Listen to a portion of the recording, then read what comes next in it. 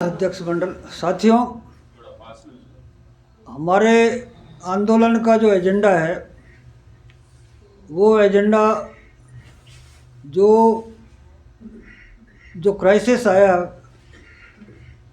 जो पर्यावरण का क्राइसिस आया और मानवीय जो क्राइसिस आया, उस क्राइसिस को वो ज़िंदगी और मौत का क्राइसिस,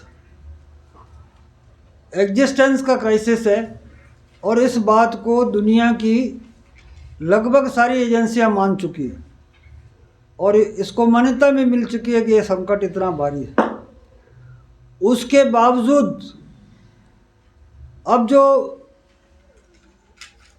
2007 के बाद दुनिया में ये एजेंडा उभर के आया, राष्ट्रों के सामने भी, और जो पर्यावरण के जो भी मूवमेंट चले हैं राष्ट्रों के अंदर या दुनिया में, तो ये एजेंडा उभर के आया। 2015 तक पेरिस कॉन्फ्रेंस भी हुई और उसमें जैसा भी हुआ, फैसला गलत हुआ जैसा भी, लेकिन मतलब इस एजेंडे को एक प्राथमिकता मिली।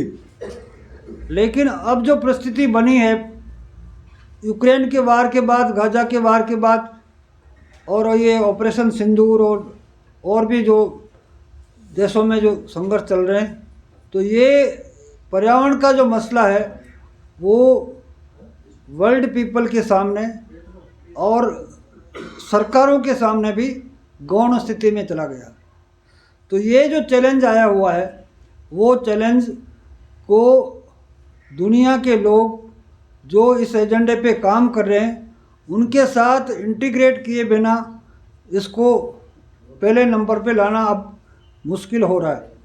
दूसरा, हमारे देश के संदर्भ में जो सार्क का एजेंडा भी लगा था, सार्क का एजेंडा भी लगा था, उससे राजीव गांधी ने या मनमोहन सिंह दोनों ने ट्राई की थी, और थोड़ी बहुत अटल बिहारी वाजपेयी ने भी कोशिश की थी कि यहाँ मतलब एक पीस का माहौल बने और भारत पाक का जो मसला है या पड़ोसी देशों का मसला वो हल हो।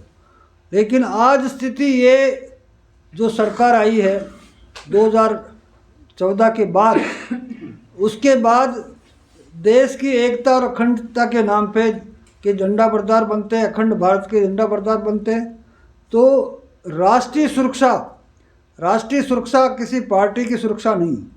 राष्ट्रीय सुरक्षा यहाँ के देश की सुरक्षा, देश की जनता की सुरक्षा का सवाल है, देश में पीस का सवाल है।